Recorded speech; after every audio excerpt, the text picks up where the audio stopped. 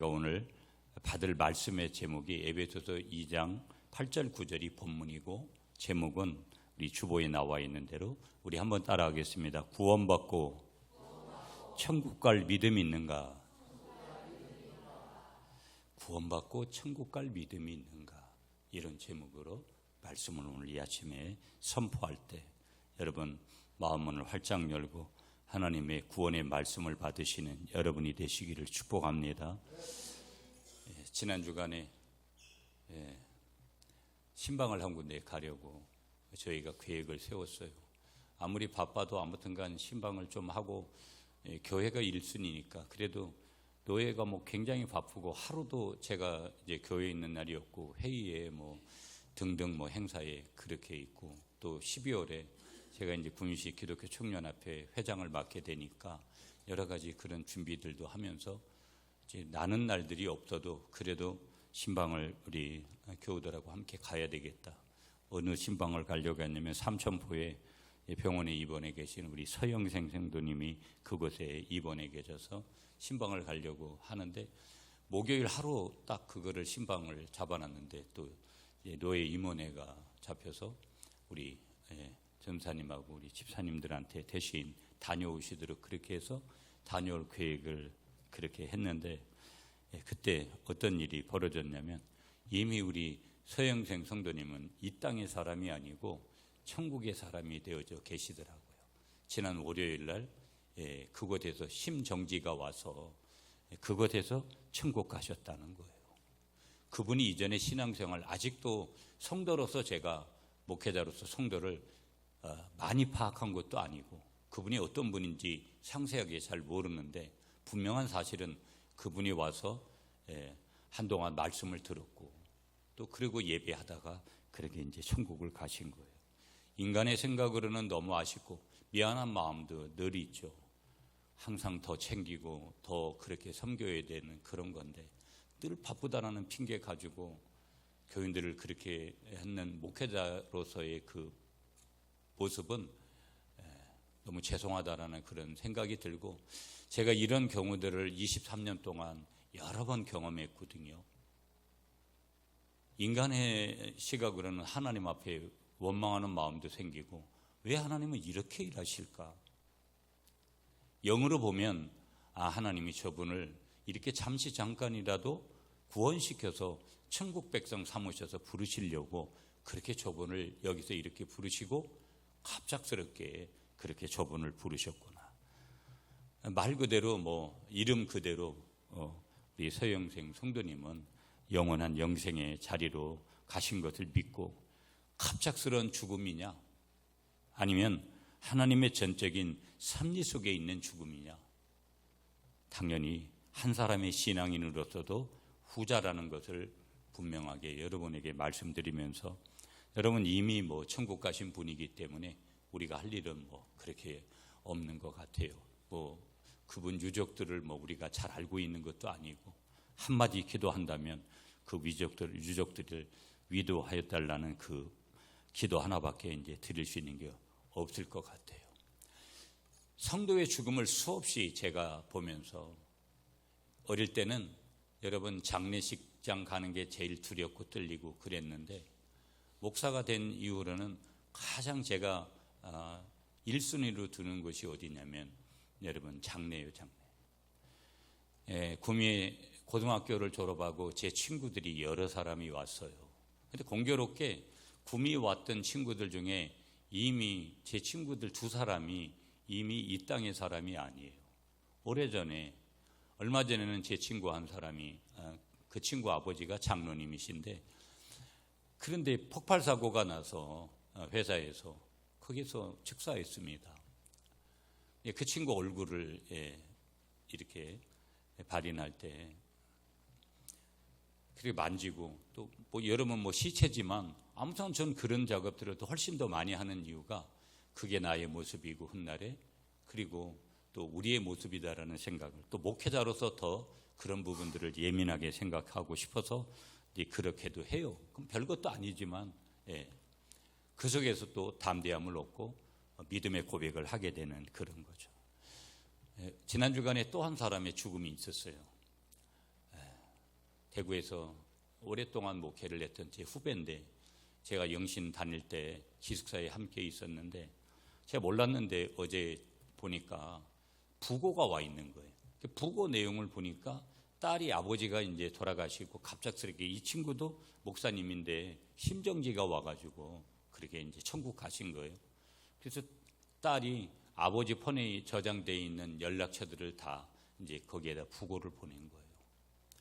참 제가 보면 신학교 다닐 때 굉장히 선하고 자주 연락을 취하는 친구는 후배는 아니었어도 가끔 연락 주고 또 연락 오면 되게 반갑게 그렇게 맞이했던 후배였는데 이제 유명을 달리하고 하나님의 부르심을 받잖아요.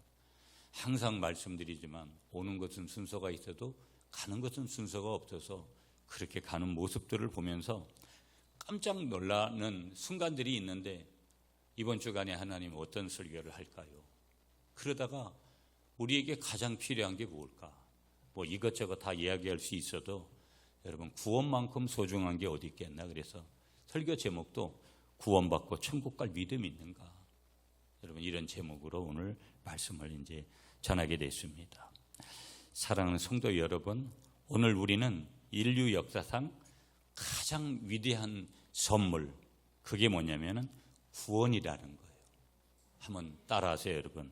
가장 위대한 선물은 구원입니다. 그렇게 믿으세요? 가장 위대한 선물은 뭐니 해도 돈입니다. 뭐 이렇게 생각할 수도 있지만 여러분 인간은 뭐 그 감정으로는 그렇게 할 수 있어도 우리에게 있어서 가장 위대한 선물은 구원이라는 거죠. 만약에 그 구원의 역사가 없다면 인간만큼 비참한 그런 존재가 없다고 봐요.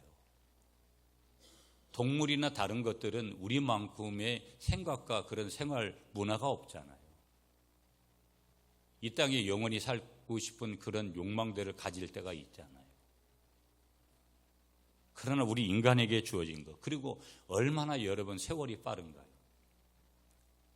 엊그제 그렇게 강화도 섬에서 중학교 다니고 고등학교 다니고 그런 시절이 엊그렇게 같은데 벌써 구미에 1985년도 2월 25일 날 가방 하나 딱 들고 제가 구미역에 내리던 날이 그때는 새마을호도 못 탔고 지금이야 KTX가 있지만 겨우 무궁화호 타고 비용 때문에 강화도 섬에서 3시간 배 타고 나와서 또 30분 터미널로 가서 터미널에서 영등포역까지 와서 영등포역에서 다시 신촌까지 가서 신촌에서 거기서 다시 뭐 영등포 아니면 신촌에서 내려서 다시 영등포로 가서 무궁화호 타고 구미역에 내려서 제가 다녔던 오리온금속 주식회사의 기숙사에 가서 2달 회사 다니다가 도저히 못 다닐 것 같아서 강화도로 도망갔다가 그리고 지금까지 와서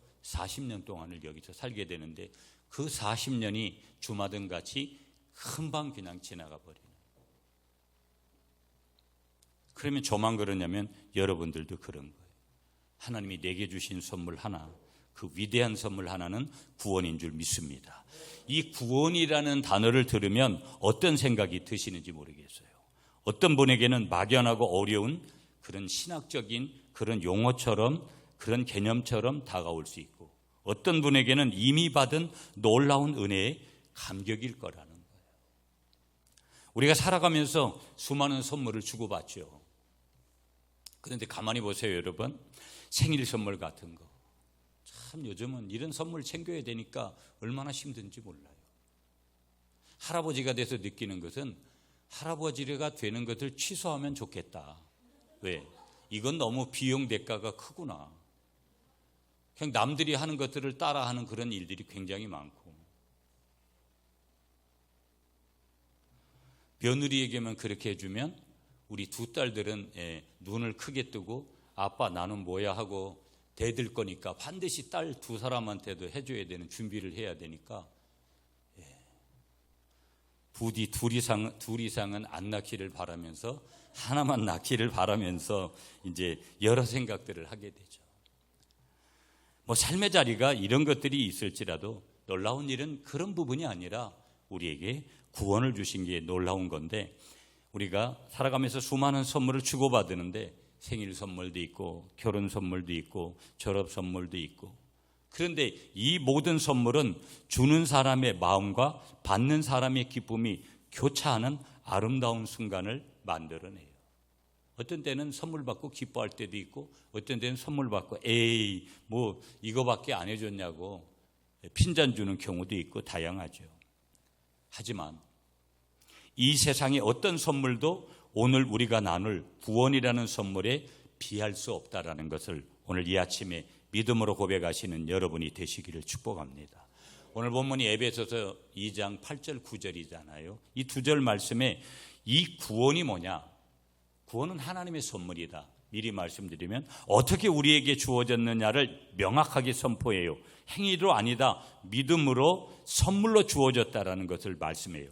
다시 너희는 그 은혜에 의하여, 그 은혜가 뭐냐? 하나님의 선물 믿음이죠. 믿음으로 말미암아 구원을 받았나니 이것은 우리에게 인간에게서 난 것이 아니요 하나님의 선물이라.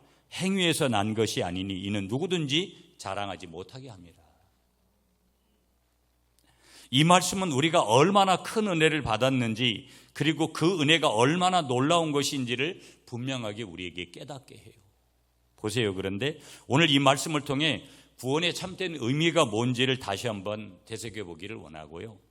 이 놀라운 선물을 주신 하나님께 우리가 몸과 마음과 영으로 감사와 찬양을 올려드리는 이 복된 시간이 되시기를 한 번 더 축복하겠습니다. 자, 그러면 첫 번째 메시지를 오늘 본문 8절에서 받겠습니다. 여러분이 오늘 본문 에베소서 2장 8절 말씀을 다시 한번 읽어주세요. 시작.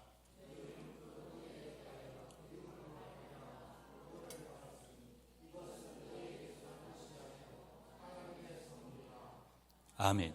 자, 그러면 첫 번째로 하나님의 메시지는 뭐냐면 구원은 하나님의 은혜로 주어지는 선물이다. 한번 따라하세요. 구원은 하나님의 은혜로 주어지는 선물입니다. 은혜구나, 은혜. 은혜의 선물. 그게 구원이라는 거예요. 내가 구원받은 거. 어떻게 여러분이 구미 갈릴리교회에서 오셨습니까? 뭐 누구 따라서 오든 그건 다 하나님의 은혜라는 거예요. 하나님께서 나에게 여기 갈 믿음을 주고 그 내 지인들에게 나를 데려갈 믿음을 주셔서 저와 여러분들을 이 자리에 있게 하신 줄 믿습니다. 너희는 그 은혜에 의하여 믿음으로 말미암아 구원을 받았으니 이것은 너희에게서 난 것이 아니요 하나님의 선물이다. 여기서 여러분 8절에서 핵심 단어가 두 개예요. 첫 번째 핵심 단어가 뭐냐면 은혜라는 단어예요. 여러분 제가 그래서 이 구약의 은혜라는 단어, 헨이라는 히브리어, 헤세드라는 히브리어, 에메트라는 히브리어, 신약의 한 단어 카리스라는 히브리어를 여러분 부흥회 가서도 여러분들에게 여러 번 소개했어요. 헨, 호의예요. 헤세드, 바로 자비, 긍휼, 인자예요. 에메트가 뭐냐? 진실이에요. 카리스가 뭐냐? 주님의 사랑으로 채움받은 거예요. 그게 뭐라는 거예요? 은혜라는 거예요. 은혜. 그리고 하나님의 선물인데 이건 두 번째 선물이 뭐냐? 바로 말 그대로 선물이라는 단어예요. 선물. 은혜는 하나님의 값없는 호의와 자비를 의미하는 거고, 좀 전에 말씀드린 대로 인간의 자격이나 공로와는 전혀 상관없이 주어지는 거죠. 선물은 이러한 은혜의 결과로 우리에게 주어진 구원의 본질을 정확하게 설명하는 단어가 바로 이 선물이라는 단어예요. 구원은 우리가 노력해서 얻어낸 대가가 결코 아니라는 거. 하나님께서 무조건적으로 베풀어 주신 사랑의 증거, 증표가 바로 선물이라는 이 단어예요. 그렇기 때문에 구원의 주권이 전적으로 하나님께 있음을 바로 선물이라는 단어와 은혜라는 단어를 통해서 강조하고 있는 것이고요. 인간의 어떠한 기여도 거기에는 배제되고 있다는 거. 인간의 어떤 기여도 구원에는 거기에 공로가 있는 것은 전혀 없다라는 거. 어떤 행위로도 거기에는 공로가 없다라는 것을 우리에게 말씀하고 있는 거예요. 자, 그렇다면 여러분 잘 귀 기울여서 집중해서 들으세요. 구원이 하나님의 은혜로 주어지는 선물이라는 것은 우리에게 깊은 겸손과 감사를 요구하는 거예요. 다음 주일이 추수감사주일이에요.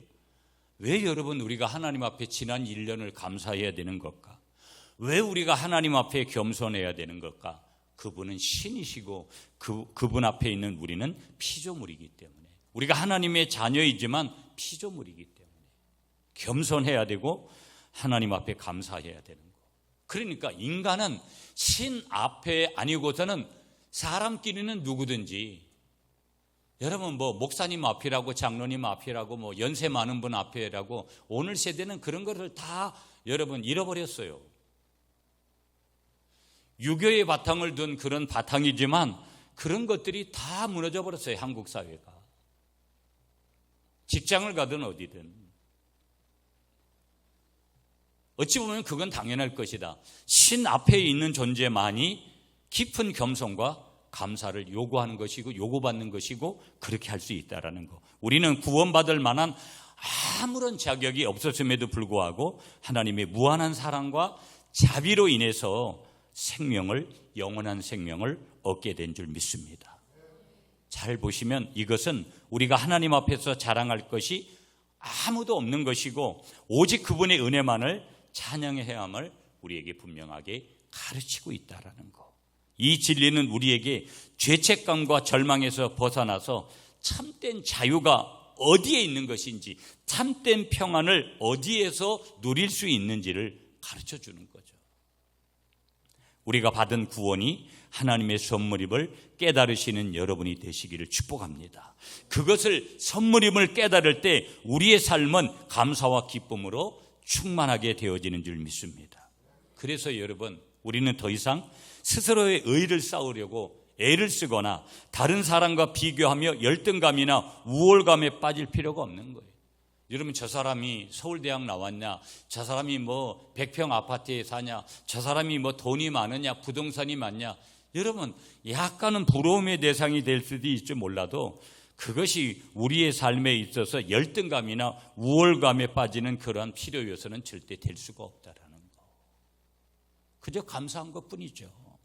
대신 이 놀라운 선물을 받은 자로서 겸손하게 하나님을 섬기고 이웃을 사랑하면서 받은 은혜를 흘려보내는 삶을 살아야 되는 것이 누구냐면 구원받은 백성의 삶의 그런 표징이라는 거예요.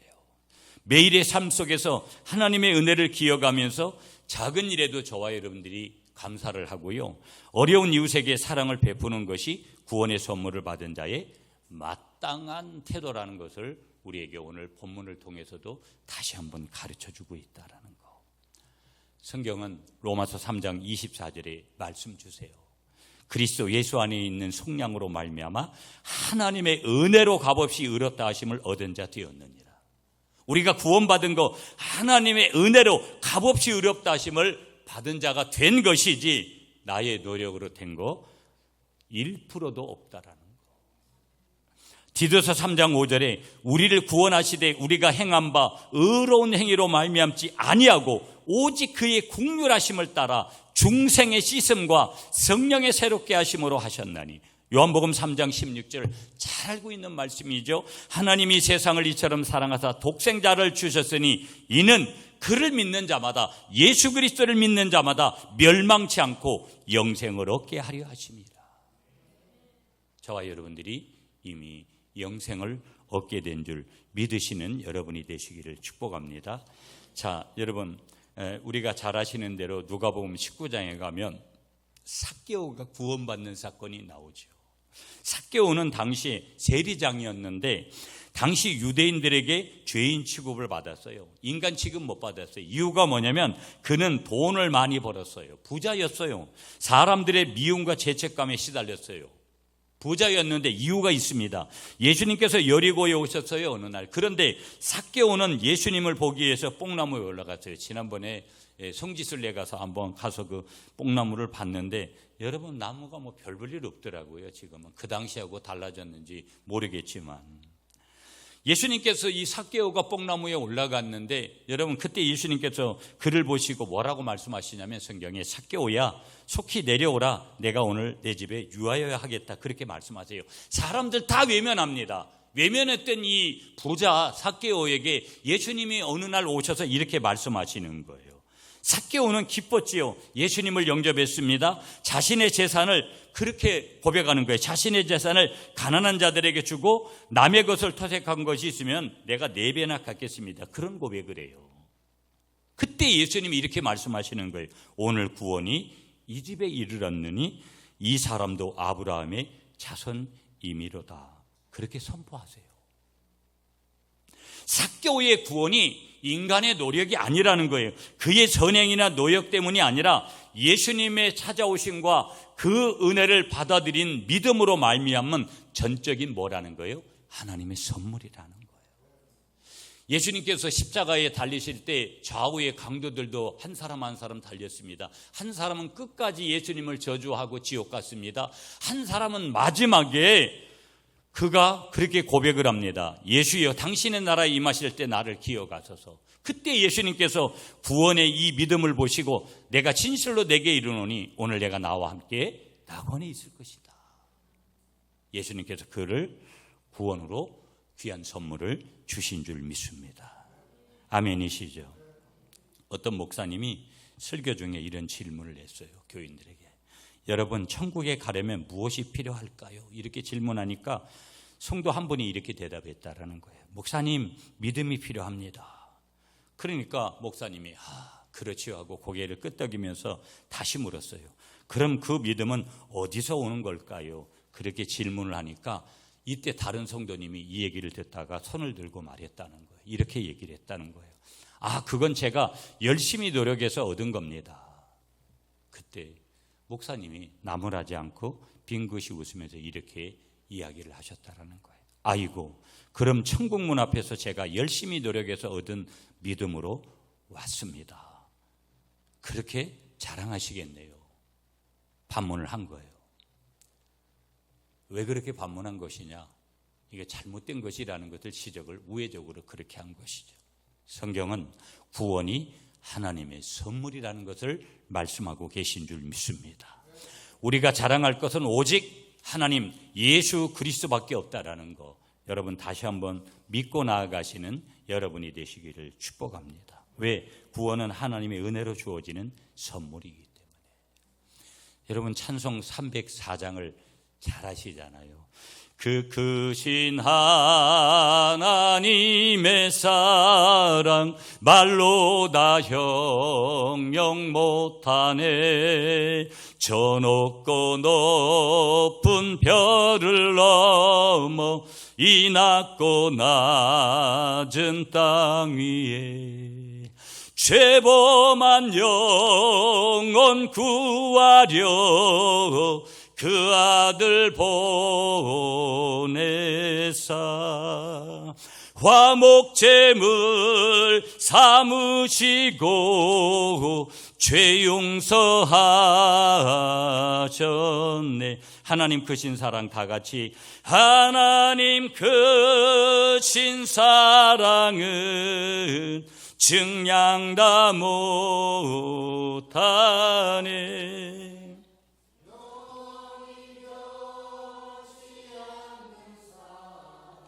성도여 찬양하세.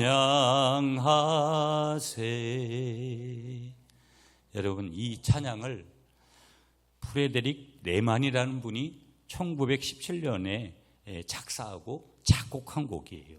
이 찬송의 배경이 어떻게 되냐면 하나님의 무한하고 측량할 수 없는 사랑을 노래하는 곡이 이 찬송가인데, 이 레만은 유대인 랍비가 쓴 시에서 영감을 받아가지고 이 찬송가 가사를 작사했다는 거예요.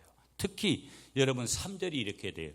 하늘을 두루마리 삼고 바다를 먹물 삼아도 한없는 하나님의 사랑 다 기록할 수 없겠네.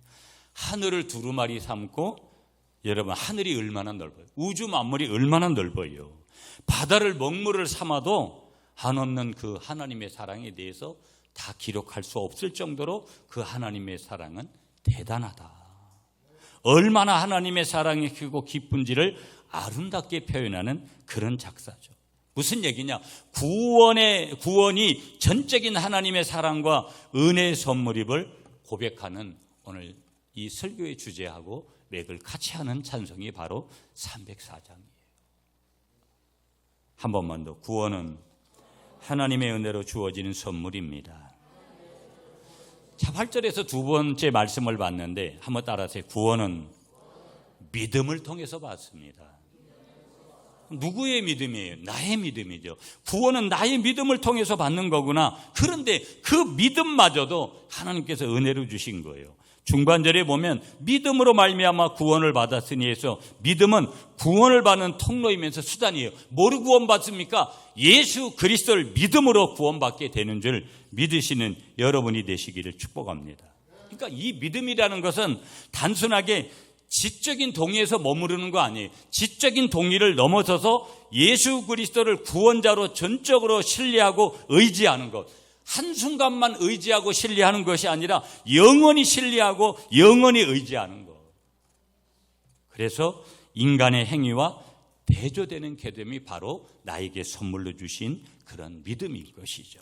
구원이 하나님 인간의 노력으로 얻어지는 것이 아니라 하나님의 은혜로 받아들이는 마음의 태도임을 분명하게 보여주고 있다는 것. 그러므로 믿음은 구원의 근거가 아니라 구원을 가능하게 하는 하나님의 은혜를 붙잡는 우리의 영적인 손과 같다라는 것을 한 번 더 믿으시는 여러분들이 되시기를 축복합니다. 구원이 믿음을 통해서 주어진다는 것은 우리에게 어떤 일을 발생시키느냐? 구원의 단순성과 구원의 접근성을 가르쳐 주는 거예요. 무슨 얘기냐? 구원은 복잡한 어떤 의식을 통해서 오는 것 아니고 어려운 수행을 통해서가 아니고 어린아이와 같은 순전한 믿음으로 예수 그리스도를 영접함으로 얻어지는 거다. 너무 단순할 수도 있는 게 우리에게 있어서 구원이고 믿음일 수 있다라는 거. 그런데 이것은 모든 사람이 차별 없이 구원에 이를 수 있는 길을 열어주는 것이 믿음이고 구원의 문이 누구에게나 활짝 열려 있음을 보여주는 것이면서 동시에 이 믿음은 성령의 역사로 주어지는 하나님의 선물이라는 것을 저와 여러분들이 반드시 기억해야 될 줄 믿습니다. 그러므로 여러분, 우리는 매일의 삶 속에서 이 믿음을 더욱 굳건하게 해야 될 줄 믿습니다. 믿음이 좋아야 돼요. 여러분, 돈 많으면 뭐 할 거예요? 믿음 없이 돈 많은 거, 여러분 결국은 그거 복을 받은 사람 아니죠. 믿음이 있지만 내가 좀 가난하고 내가 좀 병들어도 그것이 왜? 우리는 영원히 천국 가서 살아야 되는데 천국 들어가는 조건은 다른 거 없습니다. 여러분 뭐 기부금 얼마 내야지 가는 거 아니에요. 후원금 얼마 냈다고 가는 게 아니에요. 예수 그리스도를 인격적으로 그렇게 믿은 사람만 천국에 가는 거예요. 설교 제목 하나만 가지고도 여러분 우리가 깊게 생각이 돼요. 구원받고 천국 갈 믿음이 있는가? 여러분, 내가 막 이렇게 준비해서 놓으면 내가 그때까지 살고 다 이런 걸 이룰 것 같지만 그거는 하나님 손에 있는 거지. 그렇게 하도록 하나님이 배려해 주실 수도 있고, 느보산에 올라가서 모세가 가나안 땅을 바라보면서 주님 나도 저 땅에 들어가게 해달라고 했을 때 모세만큼 여러분 하나님 앞에서 그 위대한 일을 한 사람이 여러분 저와 여러분들이 모세만큼 그렇게 일을 했습니까? 반의 반도 못했어요. 제가 보면 그런 사람도 하나님이 노하는데 하나님이 오라고 하시면 결국은 히스기야와 같이 하나님 좀 살려주세요 해서 15년 연장도 받지만 그거는 하나님 손에 있지 나에게 있지 않다라는 거. 그러므로 중요한 것은 내가 언제든지 천국 갈 준비를 하면서 사는 거, 언제든지 나는 죽어도 천국 갈 자신이 있다라는 거, 그 믿음 내가 가지고 있다라는 거, 교만이 아니라 겸손하게 그렇게 고백할 수 있는 거. 그러면서 구원은 믿음을 통해서 우리에게 주어진다라는 거. 세상의 유혹과 어려움 속에서도 흔들리지 않고 예수 그리스도를 신뢰하면서 의지하는 그런 삶을 저와 여러분들이 살아야 된다라는 거. 그게 진짜 믿음이라는 거. 믿음은 단지 구원받는 순간에만 필요한 것이 아니라 구원받은 자로서 살아가는 모든 순간에 필요하다라는 거. 아멘이시죠, 여러분? 많은 사람들이 교회 안에서 예배 드릴 때면 그거를 적용하려고 해요. 그래서 교회 밖에서는 편법을, 교회 밖에서는 그걸 융통성이라고 하고 그 교회 밖에서는 좀 이렇게도 살아도 괜찮다고 하는, 성경이 그렇게 말한 적이 없어요.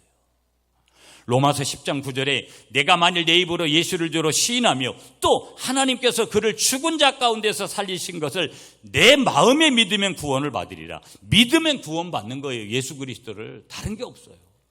사도행전 16장 31절 잘 알고 계시잖아요. 이르되 주 예수를 믿으라. 예수님 믿으라는 거예요. 그리하면 너와 내 집이 구원을 받으리라. 구원받는 것은 예수 믿는 것 이외에는 다른 비결이 없습니다. 히브리서 11장 6절에 말씀하시죠. 믿음이 없이는 하나님을 기쁘시게 하지 못하나니. 믿음 없으면 하나님이 안 기뻐하세요. 하나님께 나아가는 자는 반드시 그가 계신 것과 믿음으로 그가 계신 것을 믿지요. 그가 자기를 찾는 이에게 상 주시는 이심을 믿어야 된다. 왜 교회 봉사하고 여러분이 어제도 교회 나와서 청소하고 몸을 들이고 시간을 들이고 물질을 드리는 게 왜 중요한 줄 아세요? 하나님에게는, 하나님께 드린 얘기는 공짜가 없어요. 저는 그걸 우리 교회를 개척해서도 분명히 그걸 깨닫고요. 그건 성경적인 거예요. 저에게만이 아니라 여러분에게도 믿는 모든 자에게 그렇게 말씀하시는 거예요. 상 주시는 이심을 믿어야 되고 그가 반드시 살아계심을 믿어야 될 줄 믿으시는 여러분이 되시기를 축복합니다. 마가복음 5장에 보면 여러분 거기 혈류증 앓던 여인이 나와요. 이 여인은 여자들만이 앓고 있었던 그런 그 질병을 앓고 있었어요. 12해 동안 혈류증으로, 혈류증이라는 게 여러분 피가 계속 나오는 거잖아요. 이 혈류증 앓던 여인은요, 많은 의사에게 가서 돈 많이 허비했어요. 아무런 차도가 없어요. 병이 더 심해졌어요. 그러나 예수님에 대한 소문을 어느 날 듣게 됩니다. 내가 그의 옷에만 손을 대어도 구원을 받으리라. 이런 믿음이 이 혈류증 앓던 여인에게 있었던 거예요. 이미 하나님께서 선물을 주신 거죠. 그녀는 무리 가운데서 예수님의 옷에 손을 대었고 즉시 혈류의 근원이 마르고 병이 나은 줄 믿습니다. 그때 예수님이 이렇게 말씀하시는 거예요. 딸아, 내 믿음이 너를 구원하였으니 평안히 가라. 내 병에서 놓여 건강할지어다. 예수님께서 그렇게 선물을 주세요. 이 여인의 구원은 그녀의 행위가 아닌 오직 예수님을 향한 간절한 믿음을 통해서 이루어졌는 줄 믿습니다. 여러분 우리 전도 열심히 하고 여러분들이 그렇게 해야 되죠. 그럼에도 불구하고 저도 제가 이제 이번에도 청년 2사람을, 아직 한 사람은 등록을 안 했는데 이 친구는 교회를 안 오려고 하는지 잘 몇 주 안 오네 지금.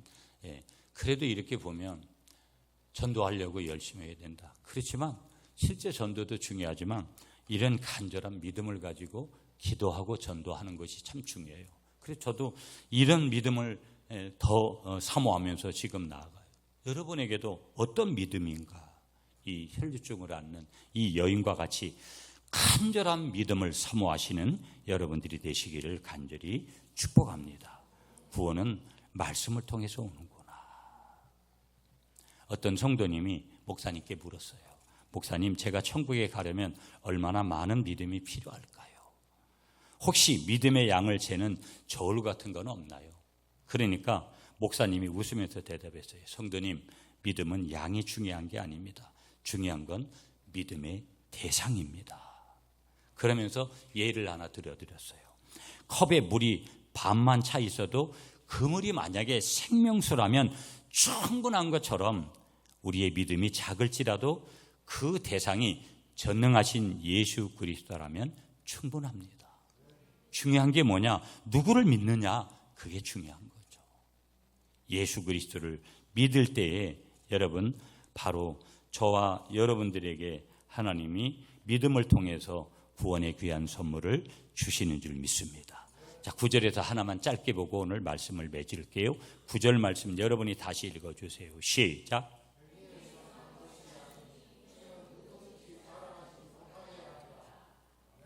한번 따라하세요. 구원은 우리의 행위에서 난 것이 아닙니다. 내가 어떤 행동 많이 해서 좋은 일 많이 하고 막 기부 많이 하고 후원 많이 한다고 여러분 구원받는 거 아니라는 거예요. 여러분이 11조 많이 했다고 구원받는 거 아니라는 거예요. 예수 그리스도를 믿을 때 구원받는 거예요. 행위에서 난 것이 아니니 이는 누구든지 자랑하지 못하게 함이라. 행위는 인간의 노력, 공로, 율법을 막 준수하고 선행을 많이 하는 그런 것들을 총칭하는 거예요.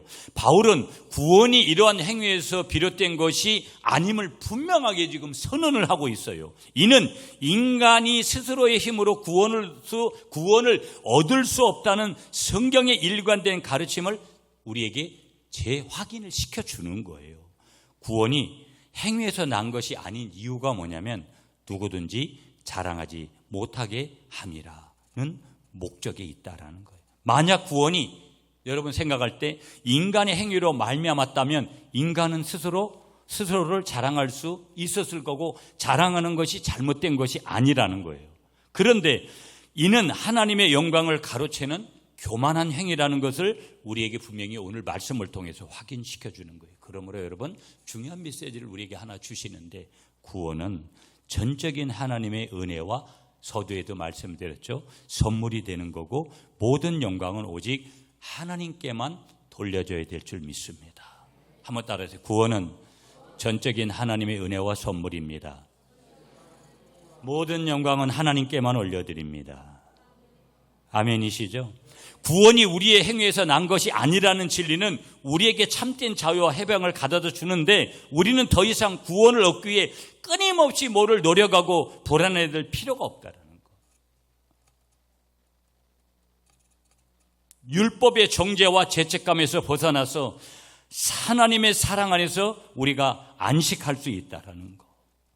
그것이 오늘 저와 여러분들에게 선물로 믿음으로 우리에게 그 은혜를 주신 그 하나님의 귀한 마음인 것을 믿으시는 여러분들이 되시기를 축복합니다.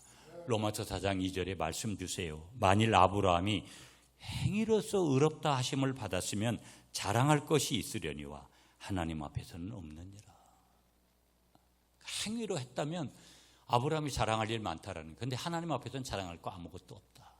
그러나 행위가 아니라 하나님의 은혜로 의롭다 하심을 얻었기 때문에 자신은 자랑할 것이 없고 하나님 앞에서는 하나님을 높일 수 있는 근거가 되는 줄 믿습니다. 갈라디아서 2장 16절 말씀 여러분 잘 아시죠? 사람이 의롭게 되는 것은 율법의 행위로 말미암음이 아니요 오직 예수 그리스도를 믿음으로 말미암는 줄 알므로 우리도 그리스도 예수를 믿나니 이는 우리가 율법의 행위로서가 아니고 그리스도를 믿음으로써 의롭다 하심을 얻으려 함이라. 율법의 행위로서는 의롭다 함을 얻을 육체가 없느니라. 빌립보서 3장 9절에 말씀 주세요. 그 안에서 발견되려 함이니 내가 가진 의는 율법에서 난 것이 아니요 오직 그리스도를 믿음으로 말미암은 것이니 곧 믿음으로 하나님께로부터 난 의라. 저와 여러분들은 예수 그리스도를 믿음으로 거듭나게 된 줄 믿습니다. 여러분 누가복음 18장에 가면 바리새인과 세리의 기도가 나와요. 예수님은 스스로 의롭다고 여기고 다른 사람을 멸시하는 자들에게 비유를 통해서 지금 말씀을 주시는 내용이 바리새인과 세리의 기도예요. 여러분 잘 아시는 대로 두 사람이 기도하러 성전에 올라갔는데 한 사람은 바리새인이고 다른 한 사람은 세리였어요. 그런데 바리새인은 서서 막 기도하기를 하나님 나는 다른 사람들과 곧 토색, 불의, 간음을 하는 자들과 같지 아니하고요 이 세리와도 같지 아니함을 감사하나이다. 나는 일에 2번씩 금식했고요 또 소득의 11조를 드렸습니다 라고 서서 아주 자랑스럽게 기도했어요. 그러나 그때 세리는 어떻게 기도하냐면요 멀리 서가지고 감히 눈을 들어서 하나님을 쳐다보지도 못하고 다만 가슴을 막 치면서 이렇게 기도합니다. 하나님이여 불쌍히 여기소서 나는 죄인으로서이다 라고 기도했어요. 그때 이 바리새인과 세리의 기도를 들으신 예수님은 세리가 의롭다 하심을 받고 집으로 돌아갔다고 말씀하시면서 무릇 자기를 높이는 자는 낮아지고 자기를 낮추는 자는 높아지시겠다는 그런 말씀을 주시면서 이 예화를 통해서 인간의 행위와 자랑이 구원의 근거가 될 수 없다는 것을 선언하시는 메시지를 주세요. 인간의 구원은 오직 인간의 행위가 아니라 자랑이 아니라 전적인 하나님의 은혜요 전적인 하나님의 선물이라는 것을 우리에게 철저하게 가르쳐 주시는 것을 믿으시는 여러분이 되시기를 축복합니다. 말씀 맺을게요. 여러분 우리가 에베소서 2장 오늘 8절 9절 말씀을 들었어요. 구원이 얼마나 놀라운 하나님의 선물인지를 다시 한번 우리에게 확인시켜 주는 것이고요. 구원은 우리의 어떤 자격, 어떤 우리의 노력, 어떤 행위로 얻어지는 것이 아니라는 것, 오직 하나님의 값없는 은혜로 주어지는 거고, 우리는 이 은혜를 믿음으로 받아들일 뿐이고, 이 믿음마저도 우리에게 하나님께서 선물로 주셨다라는 것. 여러분, 예수 믿는 것은 단순한 거예요. 인생도 너무 단순해요. 매일 가는 세월만 한탄하고 떨어지는 여러분 가을 낙엽만 바라보면서 여러분 염세주의에 빠지고 운명론에 빠지는 것은 복음이 아닙니다. 그렇기 때문에 저렇게 한 낙엽과 같이 추풍 낙엽과 같이 어느 날 인생이 떨어지는 거기 때문에 심장 하나 마지막 하나 있는 이 심장, 유일하게 있는 심장 멎으면 내 인생이 끝나는 날이 언제든지 온다라는 것을 하나님 앞에서 준비하고, 그리고 하나님이 말씀하시는 삶대로 살다가 상급을 바라보면서 살다가 천국 가면 우리는 영원히 구원받고 우리가 천국에서 영원히 살게 되는 귀한 은혜를 우리가 이미 선물로 받았으니 구원받고 천국 갈 믿음이 있는가? 여러분, 오늘 이 말씀 앞에 아멘으로 하다바는 여러분들이 되시기를 간절히 축복합니다.